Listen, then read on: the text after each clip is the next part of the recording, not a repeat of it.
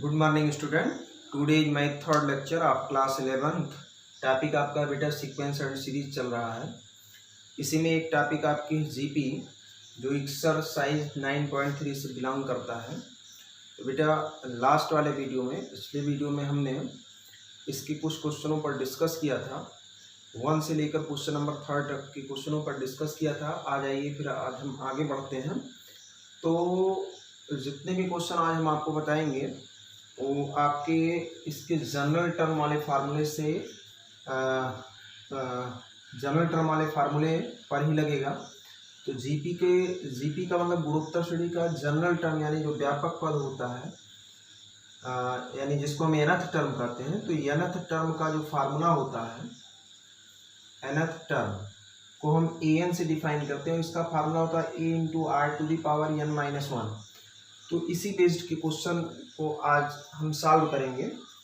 आइए सब, हाँ यहाँ एक चीज़ और देख लीजिए। ए इसका फर्स्ट टर्म होता है यानी प्रथम पद, आर इसका सार्वनुपात होता है जिसको हम कॉमन रेशियो कहते हैं, और एन मीन्स क्या, नंबर ऑफ टर्म यानी कि पदों की संख्या होती है। ओके बेटा, तो आ जाइए क्वेश्चन नंबर 4 पर हम डिस्कस करें।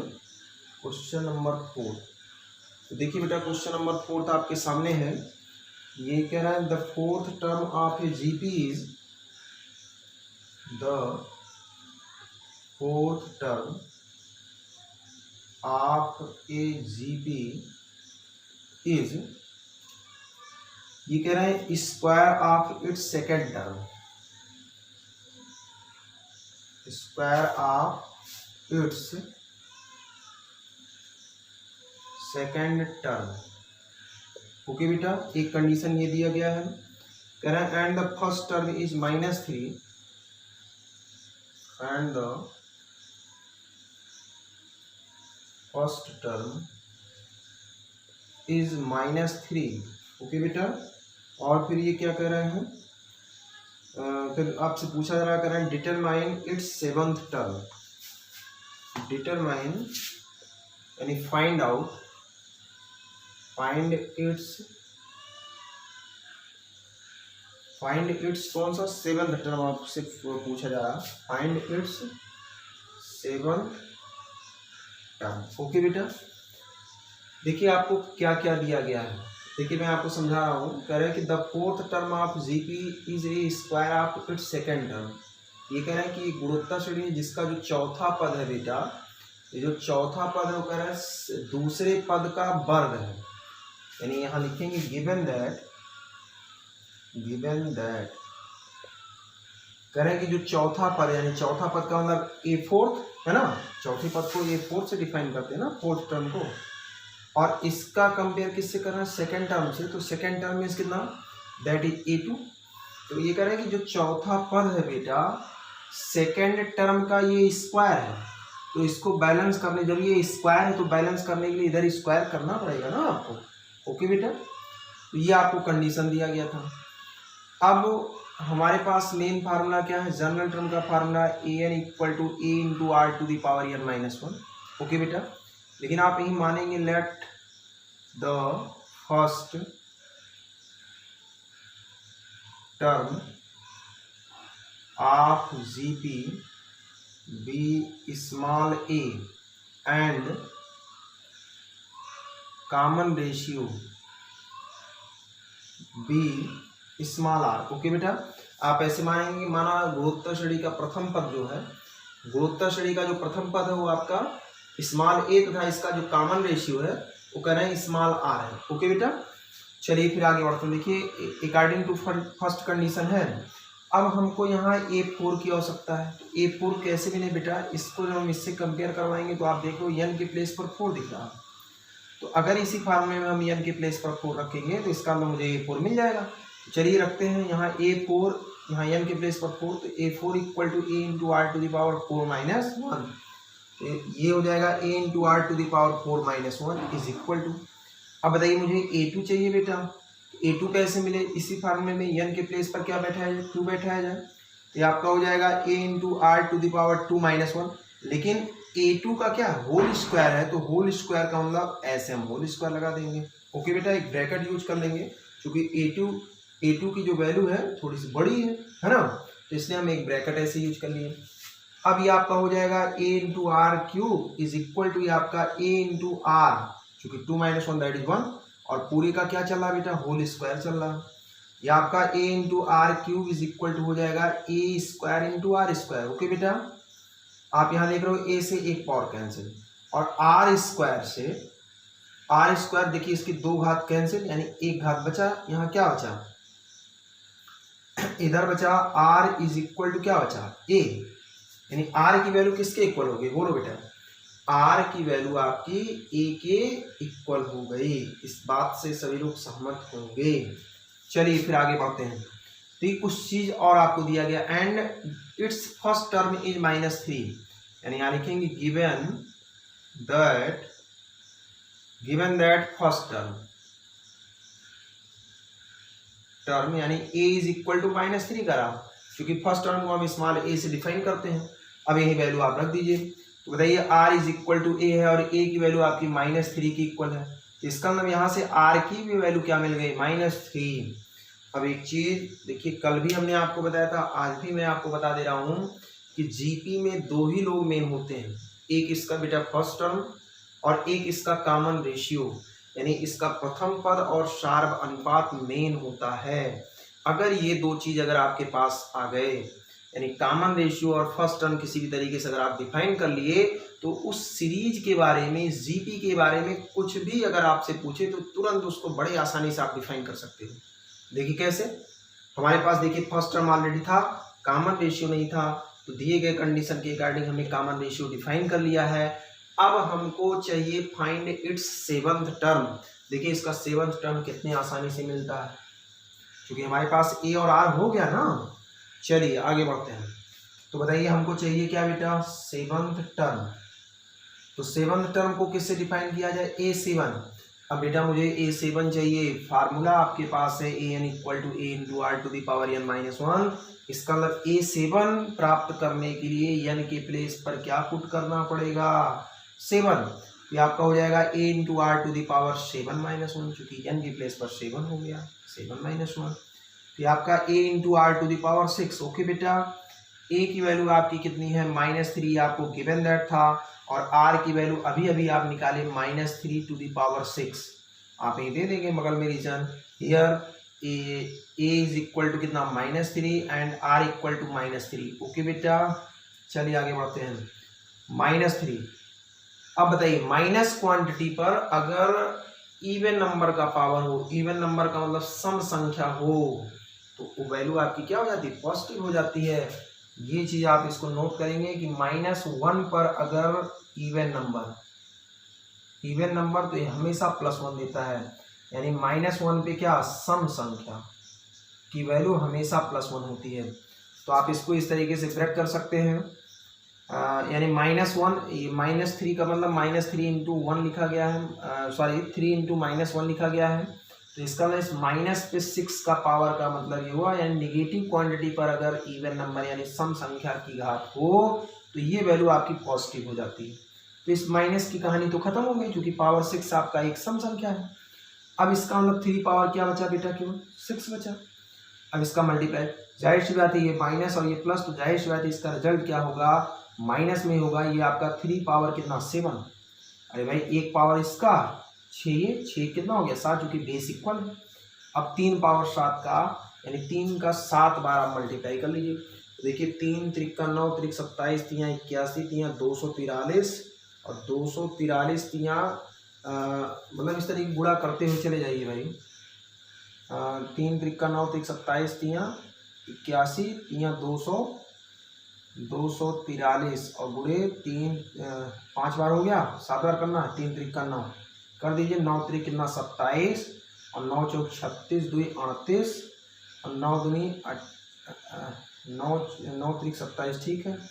9 चौक 36 36 2 38 और 9 दूनी 18 18 3 21, यानी इसका रिजल्ट आ गया -2187। ओके बेटा, क्वेश्चन आपको समझ में आया होगा। चलिए फिर नेक्स्ट क्वेश्चन की तरफ आगे बढ़ते हैं। ऐसे कैलकुलेशन हमारा मिस्टेक हो जाता है, कैलकुलेशन की जिम्मेदारी आप लोगों की भी है, कैलकुलेशन पे थोड़ा सा ध्यान देते रहिए। बाकी कॉन्सेप्ट आप हमसे समझिए, यानी क्वेश्चन कैसे लगाया जाए उसका तरीका आप हमसे समझिए। बाकी कैलकुलेशन पे आपकी भी जिम्मेदारी है, आप लोग थोड़ा सा इसको केयर करते रहिए, हो सकता है मुझे मिस्टेक हो जाए। चलिए आगे बढ़ते हैं नेक्स्ट क्वेश्चन की तरफ। Question number 5। एक क्वेश्चन नंबर 5 आपके सामने है। कह रहा है which term of the following sequences. Question number 5, which term of the following sequences. कह रहे हैं इसका ए पार्ट बेटा है 2, 2√2, ये 4 है एंड सो ऑन, इच कह रहे हैं 128। ठीक है, अभी मैं आपको समझा रहा हूँ। इसका जो बी वाला पार्ट है बेटा √3, ये आपका 3, ये आपका 3√3 एंड सो ऑन, इच कह रहे हैं 729। इसका जो सी वाला पार्ट है बेटा 1/3, 1/9, 1/27 एंड सो ऑन, इच कह रहे हैं 1/19, 683। ओके बेटा, तो इसमें अगर हम, क्योंकि सारे क्वेश्चन एक ही पैटर्न के हैं, तो इसमें एक क्वेश्चन अगर हम आपको बता दें तो अगर आपका एक क्वेश्चन में कॉन्सेप्ट क्लियर हो जाएगा तो बाकी 2 क्वेश्चन आप इटसेल्फ लगा सकते हो। ओके बेटा, तो सबसे पहले मैं आपको क्वेश्चन समझाता हूँ क्या कर रहे हैं। कह रहे हैं which term of the following sequence. कह रहे हैं कि जो नीचे दिया गया जो सीक्वेंस है, यानी उस सीक्वेंस का कौन सा टर्म, मतलब कौन सा वह पद है जो उसके आगे सबसे लास्ट में लिखा गया है। कह रहे हैं कि 128 जो लिखा गया है, ऐसे माने कोई सीरीज है 2, 2√2, 4 एंड सो ऑन, इस तरीके की सीरीज है। कह रहे हैं इसका कौन सा पद, यानी किस नंबर पर कह रहे हैं 128 आएगा। जैसे कह रहे हैं कि इसके फर्स्ट नंबर पे 2 आया, इसका सेकंड नंबर क्या है, यानी सेकंड स्थान पे कौन है 2√2 है, थर्ड स्थान पे 4 है, ऐसे फिफ्थ स्थान पे भी कोई होगा 6 है। तो ये कह रहे हैं कि अगर ऐसे बढ़ते बढ़ते अगर 128 आ गया तो कह रहे हैं 128 का कौन सा पद होगा, मतलब कौन सा टर्म 128 होगा। ओके बेटा, बात समझ में आई होगी। चलिए आगे बढ़ते हैं। तो आइए हम आपको बी वाला पार्ट बता दें, ए और सी आप इटसेल्फ करिएगा। चलिए बी वाला पार्ट नंबर बी, √3, 3 आपका 3√3 एंड सो ऑन, इच कह रहा है 729। ओके बेटा, तो यहाँ लिखेंगे गिवन दैट, सबसे पहले आपको क्या क्या दिया गया, इट्स फर्स्ट टर्म स्मॉल ए से डिफाइन करते हैं बेटा, यानी प्रथम पद। बताइए तुरंत इसका क्या लिखते हैं, कॉमन रेशियो। चूंकि सीरीज दिया गया तो सीरीज में इसका मतलब प्रथम पद और कॉमन रेशियो जरूर होगा, यानी निकाल सकते हो कॉमन रेशियो। कॉमन रेशियो का मतलब सार्व अनुपात है ना, तो सार्व अनुपात को स्मॉल आर से डिफाइन करते हैं, और सार्व अनुपात निकालने का तरीका second term by first term होता है। ओके बेटा, तो सेकंड बाई फर्स्ट, आप सीरीज में किन्हीं 2 लगातार पदों को पकड़ लीजिए, कोई जरूरी नहीं कि फर्स्ट और सेकंड, इन दोनों को पकड़िए, तो इन दोनों को पकड़ेंगे तो इन दोनों में सेकंड ये होगा, फर्स्ट ये होगा, है ना, आपके ऊपर है।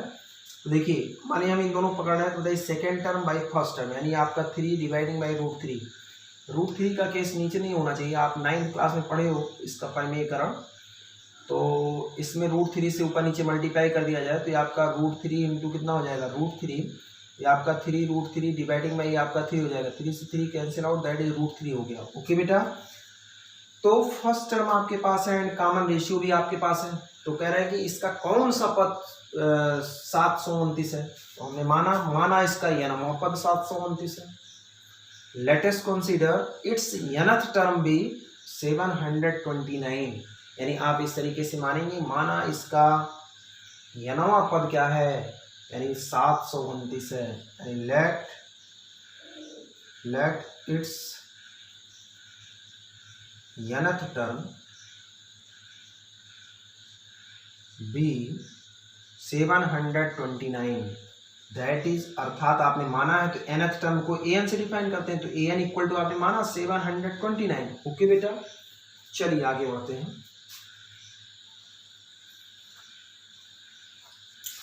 तो अब an का फार्मूला होता क्या है भाई, a into R to the power n minus one equal to 729। a की वैल्यू कितनी बेटा, a की वैल्यू है स्क्वायर रूट ऑफ 3, r की वैल्यू आप कितना निकालो, ये भी संयोग बस रूट 3 आ गया, to the power n minus one equal to 729। इधर देखिए रूट थ्री यह भी है, यह भी रूट 3, इसका मतलब दोनों का बेस इक्वल है, इस पर पावर कुछ नहीं, पावर 1, और बेस इक्वल होने पर गुणा करने पर घातें आपकी क्या होती है, जुड़ जाती हैं।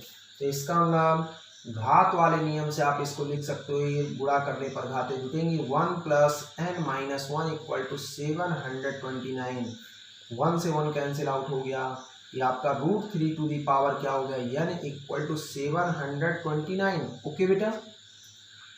हाँ, अब एक चीज पर आप विचार करेंगे, देखिए मुझे यहाँ n की वैल्यू फाइंड करनी है, किसकी वैल्यू आपको फाइंड करनी है, n की वैल्यू फाइंड करनी है।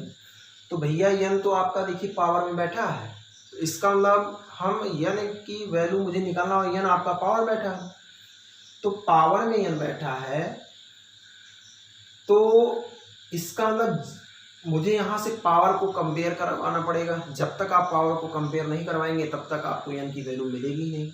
और पावर कंपेयर करने के लिए भैया दोनों तरफ बेस क्या होना चाहिए, इक्वल होना चाहिए। जब तक बेस आप इक्वल नहीं करेंगे तब तक पावर का कंपेयर हो ही नहीं सकता। तो इसका मतलब इधर बेस रूट 3 है, तो इधर भी बेस आप रूट 3 बनाइए। जब तक रूट 3 का बेस नहीं बनेगा तब तक आप पावर का कंपेयर नहीं करवा पाएंगे, और पावर का जब तक कंपेयर नहीं करवाएंगे तब तक आपको n की वैल्यू नहीं मिलेगी। तो ऐसा करते हैं, देखिए रूट थ्री थोड़ा जटिल है, थोड़ा सा टिपिकल मामला है, तो रूट 3 को आप लिख सकते हो 3 टू दी पावर 1/2। चलिए ये रूल नहीं जानते तो जान लीजिए, आज से सीख लीजिए। अगर स्क्वायर रूट x है तो इसको x to the power half लिखा जा सकता है। ओके, अगर स्क्वायर रूट 3 है तो इसको 3 टू दी पावर हाफ लिखा जाता है ना। ये आपका रूल होता है, क्योंकि इसमें रूल तो ये होता है कि अगर x टू दी पावर अगर यहाँ m है और यहाँ n है, यानी स्क्वायर रूट में m है, यहाँ पावर m है, तो x टू दी पावर ये देखिए आपका नोमिनेटर हो जाता है और ये आपका डिनोमिनेटर हो जाता है। ओके बेटा, तो इसी रूल से लिखा गया है, क्योंकि x पावर कुछ नहीं तो ये 1 माना जाता है, यहाँ कुछ नहीं होता तो ये 2 ऑलरेडी माना जाता है, तो इसलिए 1/2 हो जाएगा। तो ऐसे square root 3 equal to 3 to the power 1/2। इधर देखिए ये आपका, चलिए अभी इसको फिर से ऐसे उतार लीजिए। इधर देखिए पावर, जब ब्रैकेट ओपन करेंगे तो पावर्स का मल्टीप्लाई, तो n का गुणा हाफ में होगा तो n/1, तो n का मल्टीप्लाई 1 में, n करने में n बटे कितना 2। अच्छा अब इधर देखिए, हमारा तो मेन टारगेट है भैया पावर कंपेयर करवाना, तो पावर तभी कंपेयर होगा जब बेस इक्वल हो। तो इधर देखिए बेस 3 आ गया है, यहाँ देखिए कुछ टिपिकल मामला था, बेस आप स्क्वायर रूट 3 बना तो लेते लेकिन थोड़ा सा टिपिकल था, इसलिए हमने इसको आसान कर दिया। अब इधर बेस 3 हो गया तो इधर आप बेस 3 बना सकते हो।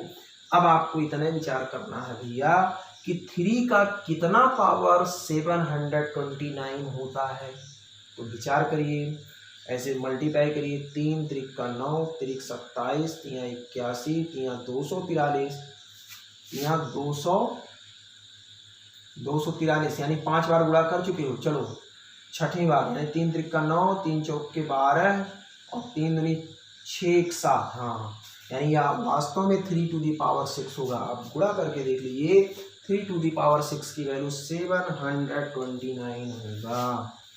अब देखिए आपका, देखिए दोनों तरफ बेस क्या हो गया, इक्वल हो गया। यहाँ से आप पावर को कंपेयर करते हुए n की वैल्यू फाइंड कर सकते हो, यानी यहाँ लिखेंगे comparing power on both side and we get, देखिए आपका n/2 is equal to 6 which implies that n equal to, देखिए 2 से भाग है, इधर जाएगा गुणा, ये आपका 6 दूनी 12, यानी इसका मतलब दिए गए सीरीज का 12वां जो पद होगा वह आपका 729 होगा। ओके बेटा, हिंदी लैंग्वेज अगर आप यहाँ लिखना चाहते हैं तो लिख सकते हैं, दोनों तरफ घातों की तुलना करने पर। ओके बेटा, क्वेश्चन आपको समझ में आया होगा। चलिए नेक्स्ट क्वेश्चन की तरफ आगे बढ़ते हैं, एक क्वेश्चन और देखते हैं। क्वेश्चन नंबर 6 है क्या, 6 नंबर है। चलिए क्वेश्चन नंबर 6 देखते हैं। क्वेश्चन नंबर 6 क्या है भैया? ये कह रहा है for what values of X, for values of X the numbers -2/7 x -7/2 are in GP. Okay बेटा, बहुत ही बेहतरीन क्वेश्चन है, सबसे अलग हटके क्वेश्चन है। ये कह रहे हैं for what value of X the numbers this are in GP.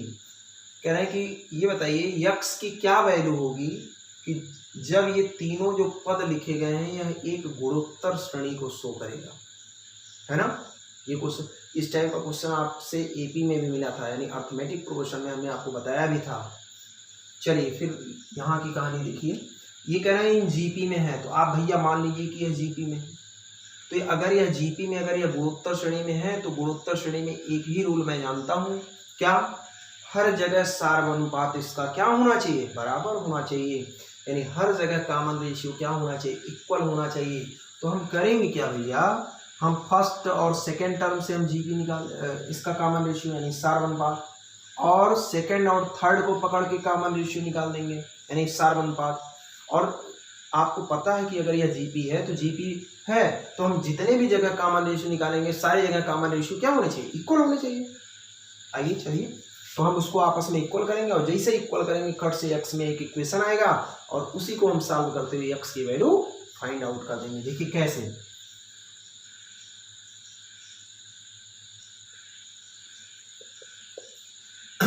Common ratio are, चलिए फर्स्ट एंड सेकंड से, तो बताइए फार्मूला क्या है? Second by first.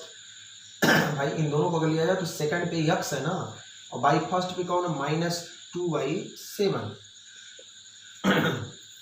अब ये देखिए ये अकेला बाई 1 7 पलट के ऊपर गया तो ये आपका 7x डिवाइडिंग बाई -2। ओके बेटा, -7x डिवाइडिंग बाई 2। बात समझ में आई होगी। हाँ चलिए, एक चीज़ मैं, एक छोटी बातें आपको बता दूं। देखिए क्योंकि यहाँ बहुत से लड़के गलती भी करते हैं, तो इस तरीके से गलती ना हो आपसे। देखिए 3 पद नीचे इस तरीके से लिखा गया है, एक यक्स में इससे भाग देना है। कभी कभी क्या होगा कि यक्स जैसे कह दिया जाए 5 में आप 2/7 से डिवाइड करिए, और कह दिया जाए कि 5/2 में आप 7 से डिवाइड करिए, तो बहुत लोग इसी में कंफ्यूज हो जाते हैं और दोनों का रिजल्ट सेम मान लेते हैं। तो ये बिल्कुल गलत है। तो इसको चलिए आइए, बहुत ही छोटी बात है जिसको आप लोअर क्लास में पढ़ें, लेकिन एक बार हम फिर से रिवाइज कर देते हैं। देखिए इन दोनों में बहुत बड़ा डिफरेंस है। अब डिफरेंस आपको यही समझ में आएगा। देखिए इसमें रूल क्या होता है बेटा, सबसे पहले इसमें इसको 4 टर्म बनाया जाता है, यानी 4 पद बनाया जाता है। तो देखिए 4 पद कैसे बनाएंगे? जो नंबर अकेला है उतना बाई 1 किया जा सकता है, क्योंकि किसी भी नंबर के डिवाइडिंग बाई 1 होता है। तो 5 यहाँ अकेला है, क्योंकि 5 में 2/7 से भाग होगा, तो ये अकेला बेचारा, तो इतना डिवाइडिंग बाई 1।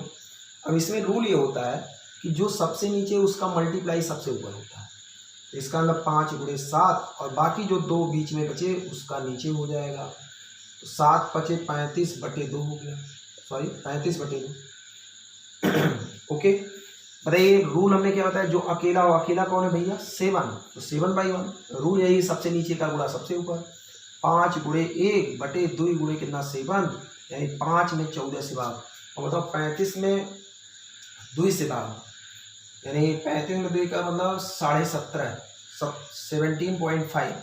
और देखिए 5 में 14 से डिवाइड, इसका मतलब ये 1 भी नहीं है। अब बताइए कितना जाते हैं? अंतर, डिफरेंस समझ में आया? तो ये गलती नहीं होनी चाहिए। देखिए अकेला यक्स है बाई 1, 7 ऊपर गया, यानी आपका 7x डिवाइडिंग बाई 2 × 2।